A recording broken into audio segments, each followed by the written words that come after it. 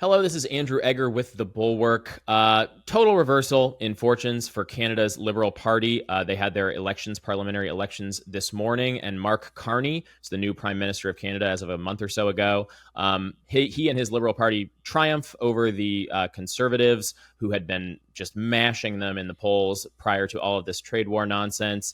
Mark Carney gives his triumphant victory speech, reiterates again his point about how basically the old era of mutual collaboration and cooperation with the United States in an increasingly close way, that's all over. We're going into a kind of a brave new world. Nobody's quite sure exactly what's going to happen. Fortunately, Justin Ling, excellent. Basically become our roving Canada politics correspondent at this point. Back to talk with me about it. Thanks for coming on, Justin. Thanks for having me. Okay, so let's just go from the top. I mean, people had stuck a fork in the Liberals. Basically, weren't they like kind of tied for third in the kind of a Canada parliamentary power rankings? Like what, 2 months ago? How quickly has all of this fallen apart for the Conservatives, and how quickly has this resurgence happened for the Liberals here? Yeah, so prior to the new year, right, Justin Trudeau was still our prime minister. He was extraordinarily unpopular. I mean, you're talking about some polls had them 15-20% in total rankings, and it could have led to basically a total drubbing of them in the election. Trump comes in, the first tariff gets announced, the 51st state rhetoric happens. Right around then is when Trudeau decides to take a walk in the snow, decides he's not going to run again. Very lightning fast leadership race. Mark Carney gets selected, and his numbers just rebound immediately. I mean, it's one of the most immediate and severe sort of changes of political fortune I think we've ever seen in this country. And it mostly maintained to last night. I think you'll probably see a little analysis of this election suggesting that the Mark Carney's Liberals didn't do as well as they anticipated, and that's partly true. But their actual popular vote, just put aside the seat count, the actual popular vote is extraordinary, both for both parties. But for the Liberal Party, you'd have to go back about 45 years to find an example of his party doing this well on the national level. It's basically unheard of in Canada for one party to get nearly 45% of the popular vote, but that's where we're at. So it was a pretty big resounding win on kind of the top line. It's going to leave a minority parliament on the bottom, which is going to be maybe difficult. At least we think so. They're still counting some votes. But I mean, it was reversal of fortune is exactly right. I mean, he it would have been difficult to do better, I think, for him last night. Yeah. So my kind of lay understanding of the way all of this went down is basically you had this kind of broad sense in Canada under Trudeau, after about a decade of Trudeau, where the Liberals were just kind of like a party without a lot of like vision of where to go from here. It's kind of this sense of like exhaustion, and that was part of why the Conservatives seemed to be cruising toward victory. Obviously, Trump comes in with this insane trade war and galvanizes a lot of opposition. Now, of course, the elections happened, the sprint to the election's over, and the Liberals need to figure out how to like govern. Obviously, part of that is continuing to channel this sort of nationalistic reaction against the Trump trade war. What is that going to look like in policy? And then I guess beyond that, like what else is driving kind of this coalition as they try to make a new government? Yeah, so really there was two ballot box questions happening in the election last night, and depending on what question you were voting on, you were voted either Liberal or Conservative. That's generally how this race shook out, right? If you cared about Trump, if you were anxious about the trade war, if you had genuine anxieties about the prospect of becoming the 51st state under the threat of economic or military force, you voted for Mark Carney. Like that is generally what all the polls suggest. That's generally based on conversations I've had, the deciding factor in voting Liberal. On the flip side, if you were worried about cost of living, if you were worried about worsening government services, healthcare, whatever, you almost certainly voted for Pierre Poilievre. So let's put aside the Trump stuff just for a minute, because I think this is really interesting, and this will be one of the pressures on Mark Carney going forward for the next months or years, depending on kind of what happens. Because, I mean, over the last decade, things in Canada have generally gotten worse. We're not a failed state like you occasionally hear the Conservative Party talk about. We're not a third world country, but things went from being really good heading the right direction to getting worse, right? Our immigration system was wildly mismanaged, led to a lot of kind of weird externalities, complete inability from governments to permit new housing construction. There was a real decline in the quality of government services. Our healthcare system is constantly in crisis. I basically made the case in a column a few months ago that this has been the hollow core of Justin Trudeau's liberalism. It's been this ambitious sort of vaunted progressivism that ultimately didn't do all the things it promised to do. We did not become a world leader. We did not deliver better services. We did not fight poverty in a grand sense. We did not expand economic opportunity. So people were pissed off about this, right? And that's why people not only are voting for Pierre Poilievre, but are flying "fuck Carney" flags, who are joining the Freedom Convoy, who are, just generally angry at the state of things. For them, there really is no space to be anxious about Donald Trump, because you're anxious about your own economic security and your children's place in the world and everything else. So one of the big pressures on Mark Carney is going to be regulating that stuff, right? And he's already talked about this. People don't believe him,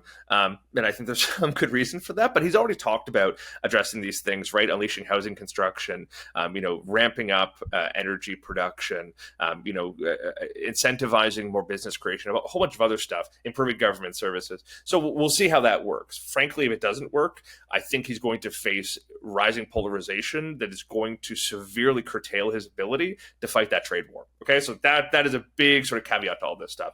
On the other side of things, people are so genuinely freaked out about Donald Trump that many of them are sort of willing to go along with kind of whatever it takes to respond. I mean, we are talking about an extraordinary decoupling from our biggest trading partner, with whom we share about 80% of our domestic trade. We're talking about, erecting trade barriers and cultural barriers and economic barriers with a country that we kind of always thought of as a bigger brother to some degree. And to do that is going to be painful. It's going to be difficult. It's going to take a long, long time. And it's going to put us in some really uncharted waters. And Mark Carney thus far has the mandate to do so.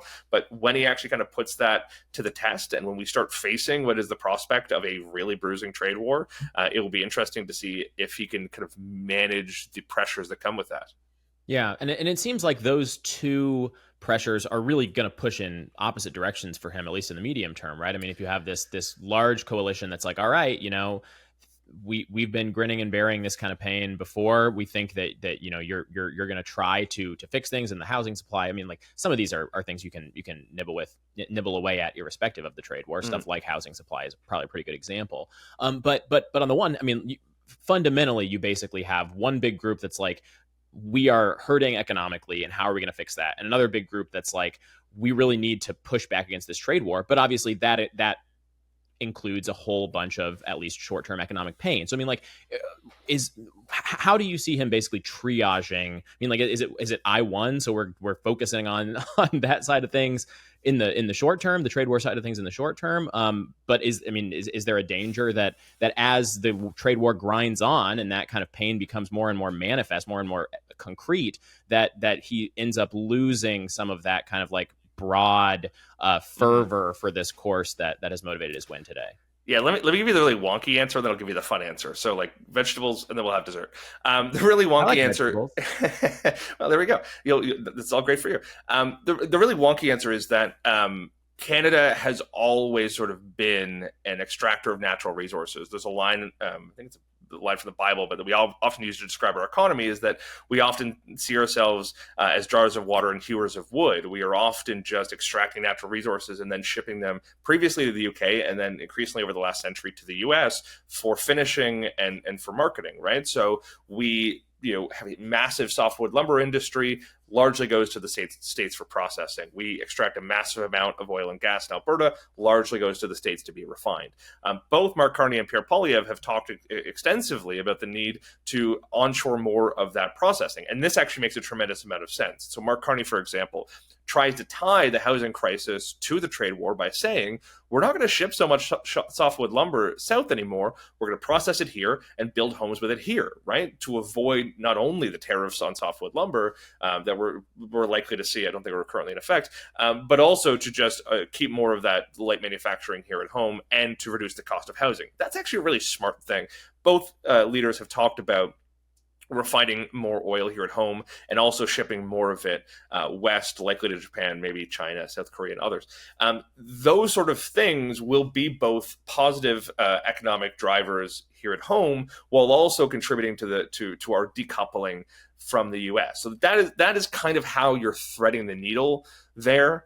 Now, the question is that going to be enough? Because we're not just talking about some natural resources. We're talking about a service economy, an information economy, a technological economy that is going to make this a little more difficult. And there's going to be this force acting upon Mark Carney. He's already kind of hinted at this a little bit, that's going to want us to be protectionist in response to American protectionism. And the problem with protectionism is that not every country should be doing everything, right? Canada can't make fighter jets. We've tried. I know I'll get angry comments from Canadians about this, but we shouldn't go back to that. We used to be rather good at making nuclear reactors. Maybe that's something we could do again. We are really good at making warships. That is probably something we should double down on. But it will not make sense for us to try and stand up our own Amazon. It will not make sense for us to try and become a fighter jet country. So, do we risk building a bunch of white elephants in the name of this economic nationalism? Yes, that's a serious risk. Trying to manage all this is going to be really difficult. I think a lot of people look at Mark Carney, a guy who spent his whole life in economics and banking, and think to themselves, if anyone's going to be able to manage this, it's going to be him. Now, here's the fun bit: the degree to which there is a genuine Canadian patriotism, the likes of which I have not seen. I was talking about this on the Bulwark last week, but I've not seen this level of patriotism in this country in a very long time, probably ever. That is not just going to dissipate. And I think it does suggest that Canadians are willing to accept a level of pain if it means long-term gain. And you've even heard our leaders start to talk a little bit about this. And the cultural aspect of this, I think, will be really important. The fact that you're going to have Mike Myers on TV going like elbows up, right? Like the fact that you're going to have a kind of a national identity built around resilience in the face of, this increasingly kind of autocratic leader down south. I think that is going to be a really powerful thing that pushes people to accept a little bit of decline in the name of a fundamentally remade country that is standing for something principled. Yeah. And you talk a lot. You talked just now about a lot. The idea. More and more. Let's have you on more and more. The more talking, the better. No, I mean when you talk about kind of fundamentally remaking the way that Canada is approaching its economy, obviously Mark Carney talks about this a lot himself. I mentioned his victory speech earlier today. He reiterated that point that really this era of kind of no amount of cooperation with America being too much, being over. And I just wanted to ask, do you think that's basically bedrock for how Canada and the U.S. Are going to approach one another in the near term? Is there any on-ramp that either of these leaders could take back toward a greater amount of cooperation and coupling? Or is this going to be like, even if this moment passes, even if Donald Trump tears up his fentanyl tariffs tomorrow and throws the border back open, that there's just going to be this new reorganization that we're kind of just going to have to deal with from now on? Yeah, there's a line that Mark Carney says often, which is basically, we're never going back to the way things were. And Pierre Poilievre has echoed that in a different sense. And I think that's right. The fundamental reality is, for decades, for generations, there have been Canadians saying that our over-reliance on America, both their refining capacity, also their cultural institutions, also their technology, also their defensive industry, and their security apparatus is just wrong. It is a strategic mistake to be this integrated, even if they're your closest neighbor, even if they're your closest sort of societal cousin. It just does not make sense. It is a strategic mistake and it's a risk. And we're now seeing how true that is. This conversation began in 2016, but really it didn't go anywhere. I think Canadians all thought, well, that was so chaotic and terrible. There's no way the Americans would ever elect this guy again. Again, strategic mistake. And again, Carney has this line about saying, we we have to think of the worst case scenario, and thinking of the worst case scenario has never dominated Canadian kind of political thought, and it's starting to get introduced, and I really hope it never leaves, because it is really important to sort of beat to death this innate Canadian optimism that is really, I think, adorable, but is fundamentally dangerous. Sorry for the violent metaphor there, but I cannot underscore enough how important that is. But now here's the caveat to this. Going back, declining that share of economic cooperation, security cooperation, everything else does not mean it goes to zero. Where does that end up on the spectrum? We don't really know. It's going to depend a lot on America. It's going to depend a lot on Trump. It's going to depend a lot on who succeeds him, if someone ever does.